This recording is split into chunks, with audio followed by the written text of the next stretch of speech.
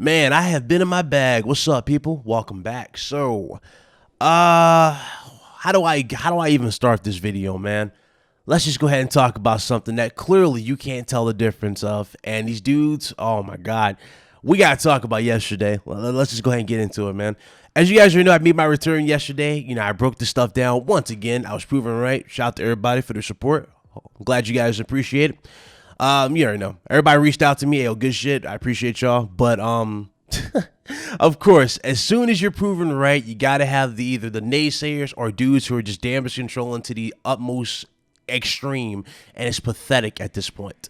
Now, what do I mean by this? Now, obviously, these are Xbox extremists, and no, these two guys do not apply to all Xbox fans. I'm just saying these dudes were really trying to cap so hard, and it's pathetic at this point.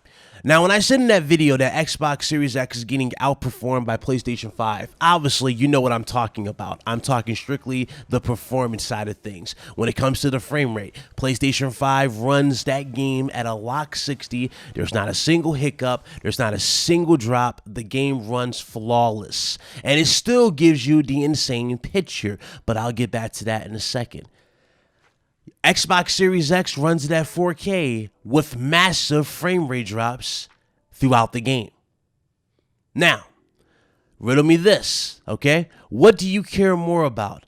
A game that runs flawless, no issues, and just, super smooth from start to finish and looks good?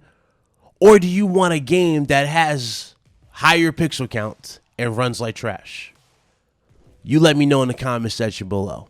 But anyway, why am I even bringing this up and why I'm talking about this? Again, like I said before, PS5 outperformed Series X. Now, these dudes were trying to damage control and say, no, it's not. Xbox Series X is doing 4K. Okay. Well, how many times did I say on this channel before the PS5 even was revealed that PlayStation 5, in terms of the graphics side thing, that's not really what the comparison is at all. Dudes are pushing the whole resolution top because that's all they got. And like I said before, give them that event. Let's just go ahead and give them that crown because it makes more sense that Xbox will have the higher resolutions because of the higher clock GPU.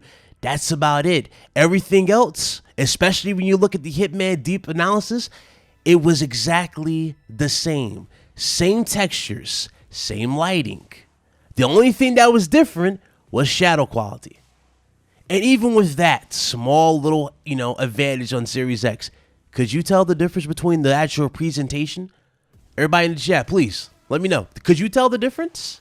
The answer is simple. No, you cannot. And that's the point. How is this possible? How is Sony giving you an image that is capable and it looks like 4K, etc., etc.? How are they giving you this type of performance? It goes back to the design and the I/O throughput. I/O throughput is key. Assets, how much data is on the screen, what developers have access to. This is what PS5 is providing you in the long run. PlayStation 5 is no slouch, and it won't be a slouch in these comparisons. And to the dudes out here capping like these dudes saying, oh, graphics is the performance, this is why I was laughing hard at. And then the damage control that made me just hit the infamous block button and end the conversation after I exposed this dude. My dude said, oh, you can't tell the difference between 1800p and 4K? I said, please tell me what's the difference between 1800, and 4K? He goes silent. And then he tries to be an asshole, and he goes, oh, so you can't see the difference between 1800p and 4K, but you expect me to believe that you can see the difference in frame rate drops? Guys, am I in the Twilight Zone here? I mean, I can name like 5 games off the top of my head where you clearly can see a frame rate drop. For example, let's go to PlayStation 3, for example. Who remembers Killzone 3? Do you guys remember that? Call of Duty? What else? What else had insane frame rate drops that you could clearly see and the game is just is unplayable at times? What else? There's so many games that have insane frame rate drops as you can see. Frame rate drops you can definitely see. To these dudes out here acting like they can't see this type of stuff, this is what I'm talking about. It's pathetic. And then the same dude is out here overhyping Indiana Jones. We haven't saw no gameplay of it. We don't know if it's a first-person game. We don't know if it's a third-person game. We don't know nothing about this game. I'm happy for you guys. I am. But when I see dumb stuff like, oh, Indiana Jones is going to outperform Uncharted 4, it's going to look better than Uncharted and make Uncharted irrelevant.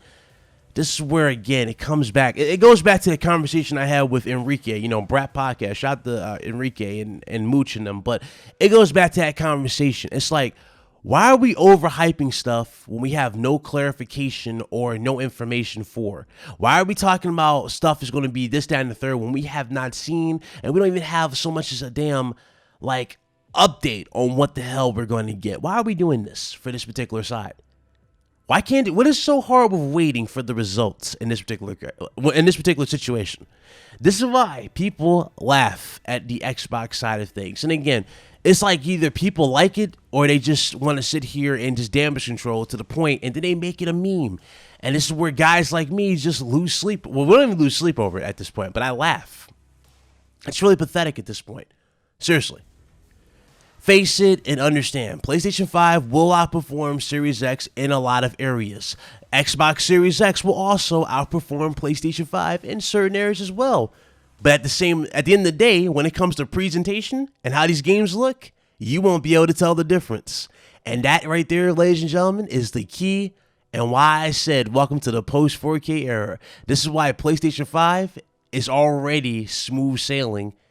Even with their games not running at true 4K, they're smooth sailing.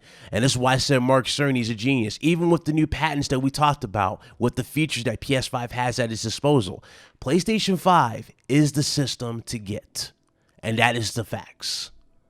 So, let me know what you guys think in the comment section below. Appreciate you guys watching. I'll see you guys on the next one. You guys be blessed. I'm out of here.